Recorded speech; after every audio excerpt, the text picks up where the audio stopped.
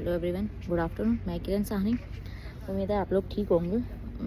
Video बनाने का mood वैसे नहीं करता है, बट मैं चाहती हूँ जो मैं थिंक रखती हूँ और जो मुझ में अच्छाई है वो लोग भी अपनाएं उन चीज़ों को। फ़िलहाल बात आश्चर्यचकित और गंभीर ये है कि सिलेंडर या मेन मुद्दा ये है कि वॉर तो सारी कंट्रियों के लिए है ये, बट इसका सबसे ज़्यादा असर हमारे इंडिया पे ही क्यों पड़ता है। कोई भी चीज़ है, अब आप ये सिलेंडर जो नॉर्मल ही लोगों की नीड्स है, एवरीडे नीड्स है। फर्स्ट ये जो अभी आपका रिसेंट में प्रॉब्लम चल रही है हमारी कि वॉर के चक्कर में हमारा जो डेली रूटीन, डेली यूज़ की और जो ज़रूरत की चीज़ें हैं जैसे कि सिलेंडर, बाकी चीज़ों की मैं बात नहीं कर रही हूँ। सिलेंडर वो चीज़ है जिसके बिना ना छोटा बच्चा जी सकता है ना बड़ा इंसान जी सकता है, इसके बिना आप नहीं रह सकते हैं।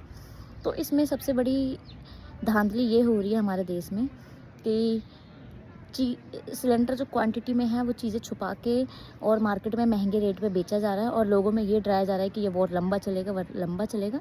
हमारी गवर्नमेंट जो है, खासकर उसका बहुत बड़ा रोल होता है हमारी गवर्नमेंट का, जो कि इस चीज़ में डराने में, ताकि लोग हड़दंगी मचाएं और स्टॉक अपने यहाँ पे ज़्यादा से ज़्यादा रखें और जिससे कि सिलेंडर महंगा हो।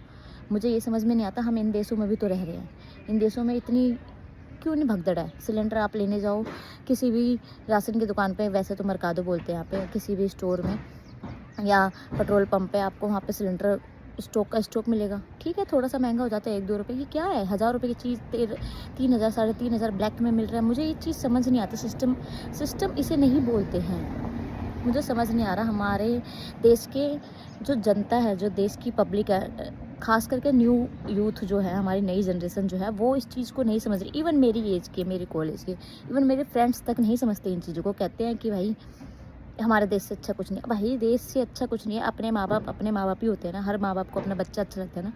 बट ये बात है देश की। देश में जो चीज़ें हम करेक्ट कर सकते हैं उन्हें तो करेक्ट करना चाहिए और उनकी गलतियों को उजागर करना चाहिए। मुझे नहीं समझ में आता, एक इंसान के मुद्दे उठाने से कुछ नहीं होगा। अभी सिलेंडर के ऊपर इतना बड़ा बवाल है, मैं बता नहीं सकती हूँ कि मुझे यहाँ पे रहते हुए भी इतना ज़्यादा फील हो रहा है कि इंडिया में कितनी प्रॉब्लम फेस करनी पड़ रही होगी लोगों को।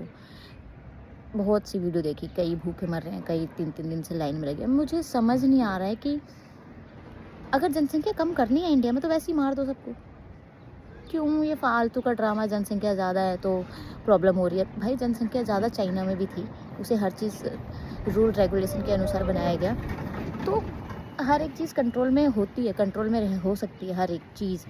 बट हमारे यहाँ जो जनता है ना, वो लड़ने पे और दूसरों का मजाक उड़ाने पे ध्यान देती है। वो रियल मुद्दे पे कभी भी बात नहीं करती और ना उन्हें मतलब होता है। मस्तीखोर ज़्यादा है ना, वो मस्ती, हर चीज़ में मस्ती ढूंढते हैं। उन्हें ये नहीं पता कि इन चीज़ों से हमारा आने वाला फ्यूचर और खुद हमारे जो घर के हालात हैं वो बुरे होने वाले हैं। माना आपके घर में 10 लोग हैं और 10 जने कमाते हैं, आप मज़े से रह रहे हैं, उन पे क्या बीत रही होगी जिनके घर में 4 बच्चे या 2 बच्चे या 3 बच्चे और अकेले एक मेल पर्सन या अकेले एक गरीब बंदा कमा रहा है।